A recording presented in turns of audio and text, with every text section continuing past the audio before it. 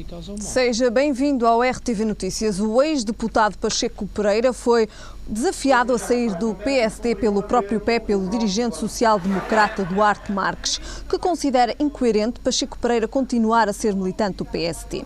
Considera que alguém que passa 95% do tempo a dizer mal do partido seja coerente sair pelo próprio pé, insistindo na ideia que defendeu ao jornal I. O ex-presidente da JST não se surpreende, aliás, que Pacheco Pereira vá participar, como o próprio já admitiu, em ações organizadas pelas candidaturas presidenciais de Sampaio da Nóvoa e Marisa Matias. Acha, aliás, perfeitamente normal e coerente com tudo o que disse nos últimos 5 anos. O problema para os dirigentes do PSD é a continuidade do historiador nas fileiras sociais-democratas. Se pensassem como ele, teriam vergonha de ser militantes do PSD, critica ainda Duarte Marques. Também o ex-deputado pelo PSD, Ângelo Correia, citado também pelo jornal I, é contra uma expulsão de Pacheco Pereira do partido, até porque considera ser uma vontade dele manter-se no PSD e esperar alguma sanção, ser provocado e ser mártir, considera. Hoje tenho comigo Albino Almeida. Albino Almeida, muito boa tarde. Obrigada desde já pela sua presença. Começamos também por uma nota apenas a esta notícia que abriu também este bloco informativo. Pacheco Pereira foi então convidado a sair pelo próprio pé do PSD. Não estranho. O PSD, que há dias comemorou mais um aniversário do infausto acontecimento que retirou do nosso convívio humano Francisco Sá Carneiro.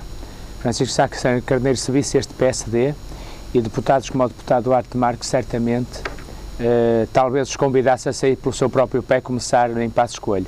O PSD deixou completamente a matriz social-democrata, é hoje um partido liberal de direita e radical nas suas posições, e esta posição de Duarte Marques não é senão uma manifestação desse radicalismo, desse monolitismo, desse pensamento único, muito inspirado na figura do seu atual líder.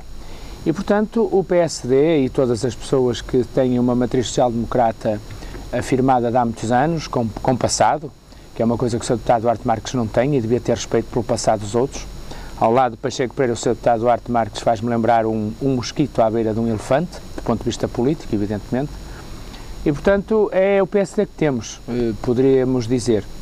De modo que eu vejo com muita simpatia que um histórico como Ângelo Correia venha justamente dizer que é um erro expulsar qualquer militante por diferença de opinião. De resto, é normal, quer no Partido Social Democrata, quer no Partido Socialista, existirem pessoas com pensamentos diferentes que se manifestam em momentos históricos em que há, de facto, divergências e, portanto, temos que encontrar isso como natural. Mau era que assim não fosse. Muito bem. Albino Almeida, começamos por falar nas privatizações e de que forma é que as privatizações de empresas públicas podem, de facto, levar, digamos assim, a que exista algum processo menos claro. Bem, as privatizações, em boa verdade, e especialmente as últimas que o governo anterior tentou fazer à pressa, mais pareceram, os secretários de Estado e ministros que as trataram, mais pareceram comissões liquidatárias de empresas públicas do que propriamente gestores do interesse público. A verdade é que o próprio Tribunal de Contas veio levantar um conjunto de questões que inviabilizam, por exemplo, e ainda bem, felizmente, a passagem dos STCP e do Metro Lisboa para mãos privadas. É claro que nem tudo está resolvido nesta matéria, implica que nós saibamos definir muito bem o que é o serviço público e nesse novo serviço público teremos que pensar e terá que haver um grande consenso, um grande esforço de negociação para que se atinja um consenso mínimo, um compromisso histórico, diria eu, acerca da passagem dos serviços de transportes coletivos do Estado para as autarquias. O que faz sentido, do meu ponto de vista, é que eles passem para as autarquias. E, de resto, o curioso da história é que a empresa privada que ia tomar conta do Serviço de Transportes Coletivos do Porto, ela era própria assessorada por uma empresa pública espanhola, o que não deixa de ser curioso. E, portanto, o que eu diria é, temos que perceber qual é o serviço público que queremos prestar às populações e as autarquias, é meu convencimento, têm todas as condições no atual momento para ir dando às empresas num modelo transparente, isto é, nós sabemos que, por exemplo, a Fertagos em Lisboa, quando privatizou os comboios no Ponto Tejo, há uma parte que o Estado complementa para que a empresa não fique em resultados negativos. Eu penso que, da mesma forma que se lida com os privados, o Estado devia lidar com as autarquias. Conforme foi dito pelo atual Primeiro-Ministro, que esteve à beira de um acordo com o anterior Governo para que a Carris e o Metro ficassem na Câmara Municipal de Lisboa, o Primeiro-Ministro, quando já tudo estava acertado, acabou por dizer que não seguiria aquele caminho porque ele ex-Primeiro-Ministro, acreditava que os privados iriam melhor que os públicos. É evidente quando a gente depois vê transitar os secretários de Estado com uma carta de alforria para vender o novo banco, a carta que lhe foi dada foi venda ao novo banco. E provavelmente encontramos muitos, como ainda encontramos hoje Ferreira do Amaral, que foi o criador da primeira PPP, a gerir as empresas privadas. Naturalmente que a ideia que fica é de um negócio, é passar o negócio de mãos e aparentemente não se ir ao fundo da questão de perceber porque é que a gestão privada, que é feita, normalmente os conselhos de administração das empresas públicas ou privadas têm uma composição igual, são economistas, financeiros, gestores de carreira, e o que eu não percebo é quando a gestão no público dá prejuízo, passam para o privado e passa a dar bons resultados. Portanto, há aqui qualquer coisa que é preciso esclarecer, porque se calhar devemos avaliar com muito rigor porque é que isto acontece. E eu entendo que o Tribunal de Contas, nesta matéria, tenha andado bem ao levantar as questões que levantou e ao inviabilizar aquilo que podia ser de facto uma negociata, como tudo parecia, na passagem dos transportes públicos, assegurando aos privados que as empresas que deles tomariam conta não teriam os passivos ou não gerariam os passivos que quando estão no setor público geram. Portanto, é preciso olhar para isto com atenção. Temos outra questão também, que é a questão da TAP. Sim, a mesma coisa. Eu diria que o acordo com a TAP podia, conforme foi dito, foi uma teimosia do governo anterior. Uma teimosia, aliás, apressada, como toda a gente percebeu, e portanto, que colocou ali a TAP, e nós já falámos disso aqui no programa, numa situação em que não era terra de ninguém, até ao contrato que estava assinado. É evidente que o Sr. Fernando Pinto, pese embora a áurea de bom gestor que tem, parece-me cada vez mais evidente que ele, desde que entrou na TAP, especialmente quando percebeu que não havia uma orientação estratégica para a TAP, tratou imediatamente de fazer um negócio que, se não tiver outras contrapartidas, tem desde já uma garantia, e ele vai continuar a gerir a TAP.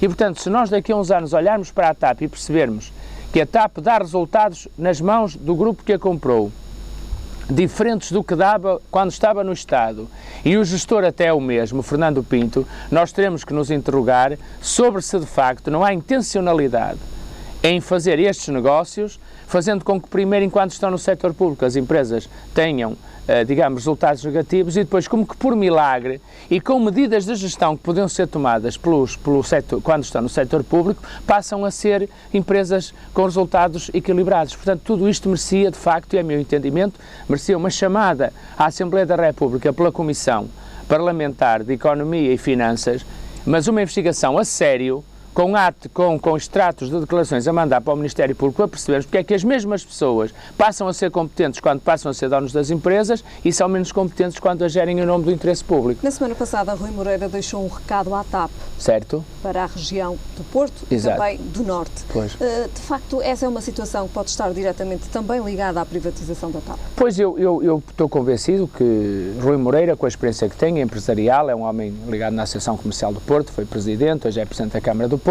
e portanto tem uma visão dos dois lados. Ele sabe bem interpretar a frase bíblica de que a carne é fraca, não é?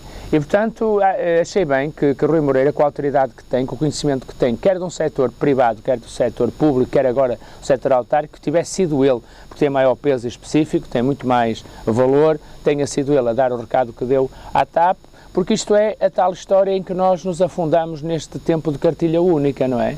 É que para salvar uma empresa, provavelmente o serviço que essa empresa presta pode ser mais pobre, sendo melhor para a empresa, mas sendo mais pobre para os utentes. E aí é o Estado que tem que defender, cabe ao Estado defender os utentes, que são a parte fraca disto, mas são aquela que normalmente, nas compensações, no subsídio de compensação, são aquelas que através dos seus impostos ainda por cima vão pagar às empresas privadas para que os seus resultados de exploração não sejam negativos. Portanto, andou bem Rui Moreira, vejo vejo que tem muito peso. Naturalmente, Rui Moreira, como já se percebeu até pelo número de ministros que foram do Norte para o atual Governo, é um homem escutado pelo atual Primeiro-Ministro, essa é sabida a relação pessoal que ambos mantêm, e portanto eu penso que isto também é de facto criar as condições de contexto para que, sendo possível, o Governo renegocie com o grupo o Ground Force, para que na realidade a TAP possa ter o controlo estratégico e do ponto de vista do interesse público a partir do Estado.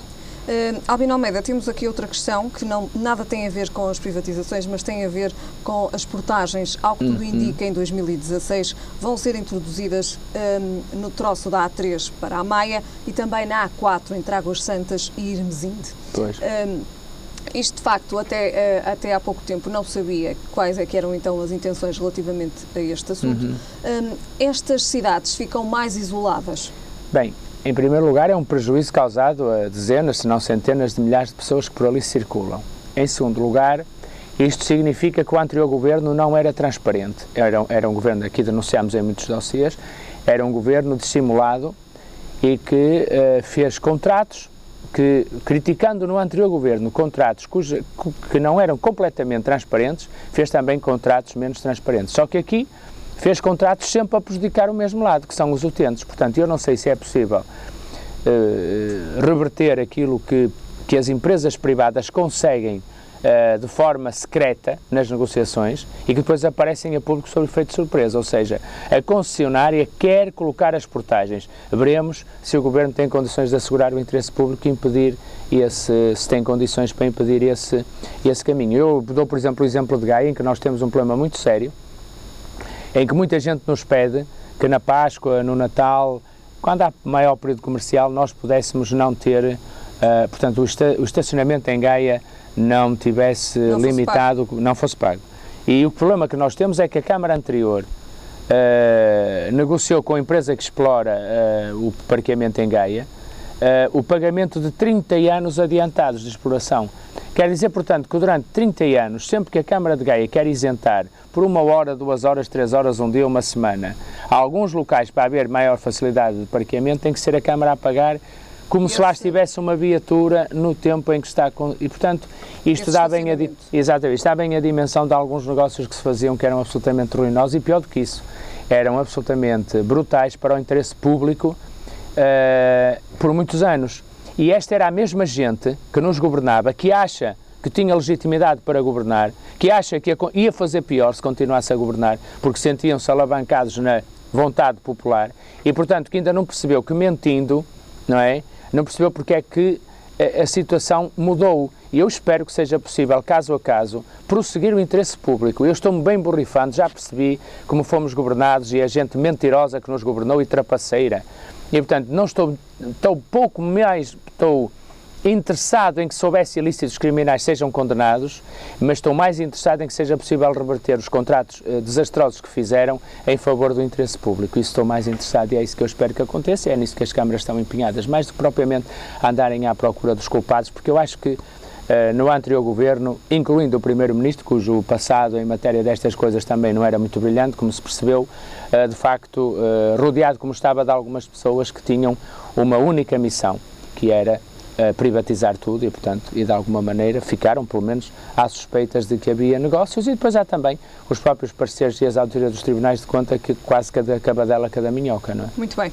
Albino Almeida, falamos agora de resultados históricos, quer na Venezuela, quer na França. Ainda bem que há votos. Vamos lá ver. Eu acho que na Venezuela era previsível... Realidades diferentes. Realidades diferentes e consequências diferentes, porque eu tenho visto alguns comentadores a dizer que houve muita alegria quando o povo grego votou como votou e parece não haver tanta alegria pelo povo francês votar como votar. Eu escrevi nas páginas desses comentadores esta coisa muito simples, é preciso perceber o que é que aconteceu, porque o Hitler também ganhou por eleições, as consequências é que foram dramáticas. E eu acho que a Europa, não na Grécia, mas no quadro atual em França, que foi sempre um país cujo chauvinismo, não é, se conhece, um país com tendência a fechar-se nas suas fronteiras e a hostilizar os outros, não é? É perigoso o caminho que se está a seguir, porque percebe-se porque é que se está a seguir e também se percebe que está na mesma linha das declarações de Donald Trump nos Estados Unidos, não é? Albino Almeida, é uma França fragilizada pelos ataques terroristas? é fundamentalmente uma França fragilizada que cumpre aquilo que já está estudado há muitos anos na sociologia. É que entre a liberdade e a segurança, as pessoas estão disponíveis para sacrificar a liberdade. E esse é que é o problema que está em causa. Ao passo que na Venezuela se votou por maior liberdade, seja na economia, seja no Estado, uma maior liberdade, em França votou-se contra a liberdade a favor do securitismo. E isto faz toda a diferença. Não é? Não estamos a falar da mesma coisa. Estamos a falar de que, ainda bem que há votos, isto é a minha opinião, sempre. Coisa diferente é perceber em que é que isto se pode traduzir e para o qual é preciso não confundir e portanto, quer a Grécia, quer a Venezuela, são povos que sentiram que em determinada altura estavam a lutar pela sua liberdade. No caso da França, os franceses estão a votar prioritariamente na sua segurança, em prejuízo de todos os outros e da sua própria liberdade, porque eu não confio minimamente na qualidade democrática, aliás, como se vê, em relação ao próprio pai da senhora Marine Le Pen. Portanto, é perigosíssimo este caminho que estamos a seguir, portanto, não há razões para grande contentamento, sendo certo que há todas as razões para respeitar o voto dos franceses. Coisa estranha, para mim, é a posição do senhor Sarkozy, também ele, enfim, muito questionável, independentemente dos méritos ou deméritos do presidente Hollande.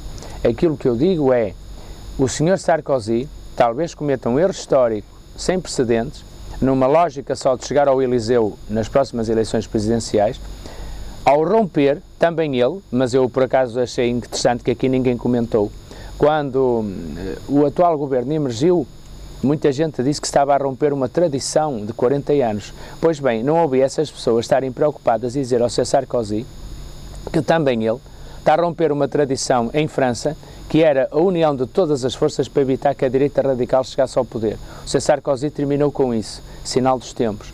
Agora, eu não valorizo as coisas pela forma, valorizo pelo conteúdo.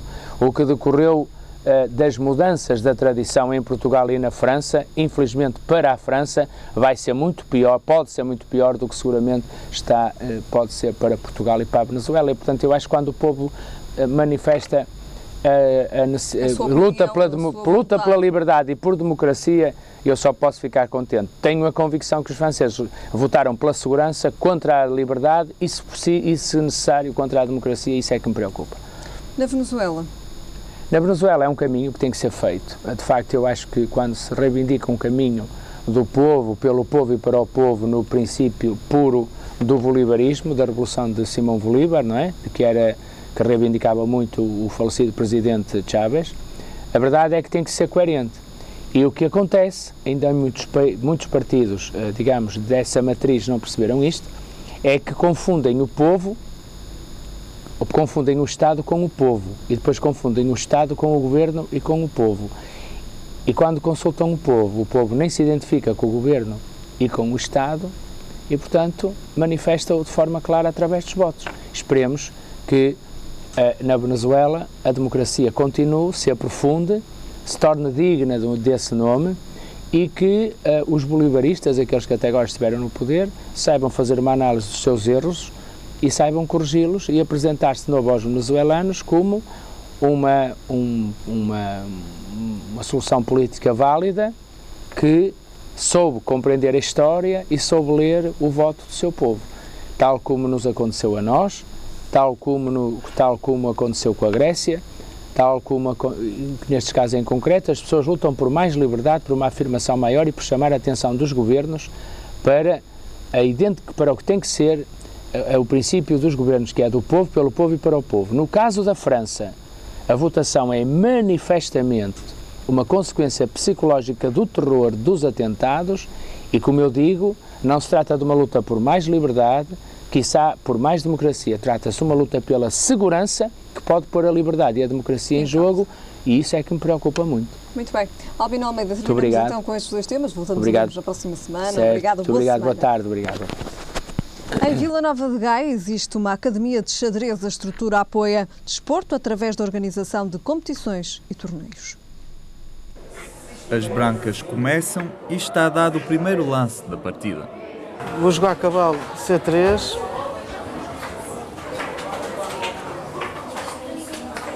Ele jogou o bispo G4.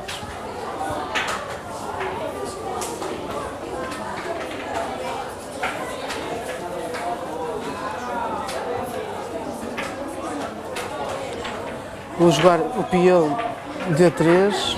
O xadrez é um dos jogos mais complexos que o homem alguma vez criou. Até se costuma dizer que o número de combinações possíveis de movimentos neste jogo supera o número de estrelas no universo. Há quem diga que é uma arte, que é uma ciência, que é um desporto.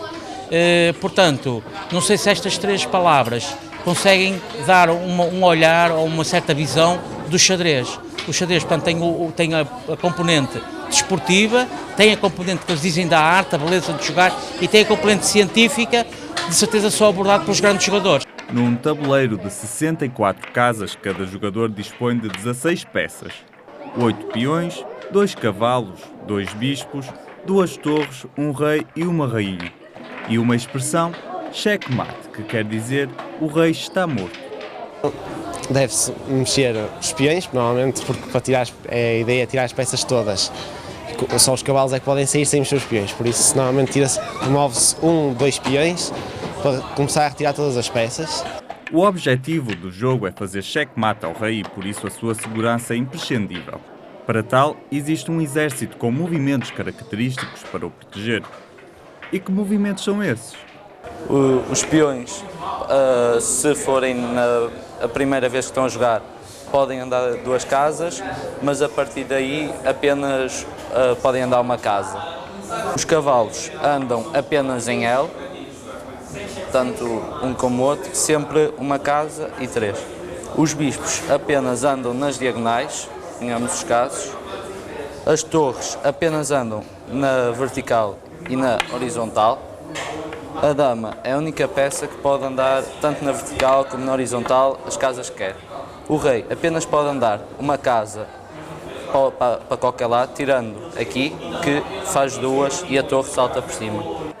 A tática é um dos mais importantes elementos do xadrez.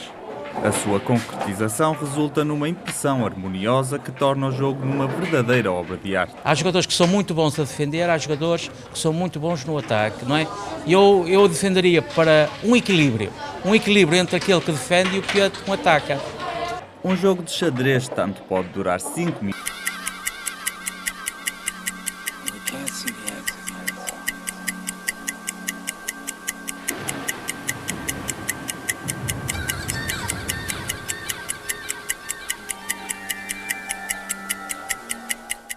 Tudo depende das estratégias usadas por cada jogador. Tal como é jogado atualmente, o xadrez assume um caráter medieval. Assemelha-se às estratégias de guerra convencionais, um jogo da corte. E como para qualquer batalha, os soldados também precisam de preparação. Tal e qual como nas outras profissões ou nos outros desportos, tem que se trabalhar muito, estudar muito e praticar muito. Convém ser bom em cálculo, não em matemática. É preciso conseguir pensar em várias coisas até um certo ponto. Não. Da Europa, Portugal é dos menos desenvolvidos no xadrez. Em Espanha, por exemplo, há profissionais que vivem deste desporto. Miguel Ferreira já ganhou várias competições. Mesmo assim, sabe que o xadrez é apenas um passatempo. Eu jogo por diversão, acho engraçado e também é bom ganhar. Uma das impulsionadoras do desporto no norte do país é a Academia de Xadrez de Gaia. São vários os torneios por eles organizados e o objetivo é claro: juntar os jovens, mas mostrar-lhe as vantagens que tem o xadrez no desenvolvimento das crianças e dos jovens de Gaia. A Academia, instalada na Escola Profissional de Gaia, apoia mais de 30 escolas no concelho. Os mais pequenos parecem gostar da atividade. E porquê é que tu decidiste jogar xadrez? Porque exercita muito a mente e faz com que nós ficamos menos distraídos. Treina a nossa concentração e também a nossa inteligência. Para ganhar, o que é preciso fazer?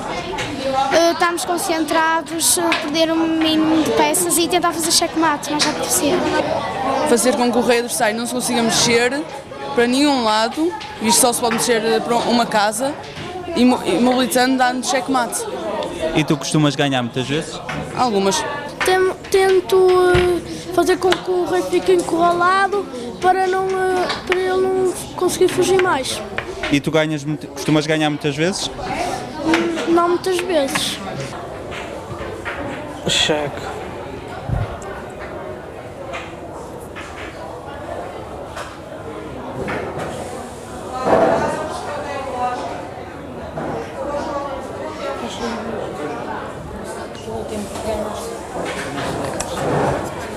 Como é que se passou? Acabou o jogo. E agora como é que ficou o jogo? Por acaso, este jogo eu perdi. Porque ele tem mais peças que eu, então...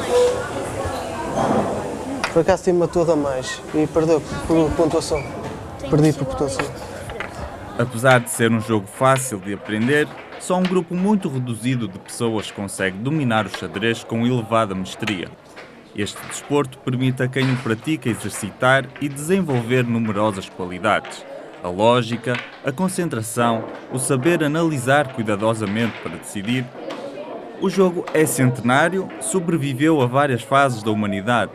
Por isso, podemos dizer que aquele que foi o jogo dos reis é agora o rei dos jogos.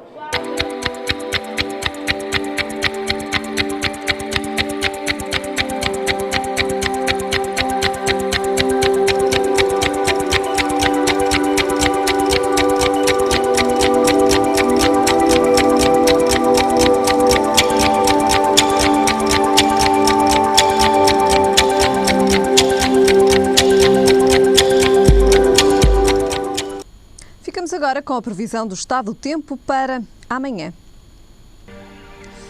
São esperados períodos de céu muito nublado, quanto a temperaturas o Porto espera uma mínima de 9 graus e uma máxima de 16. Em Lisboa a mínima será de 12 graus e a máxima também de 16. E em Faro a mínima será de 14 graus e a máxima de 19. É tudo por agora, já sabem, a informação está de regresso mais logo. Até lá, fique bem.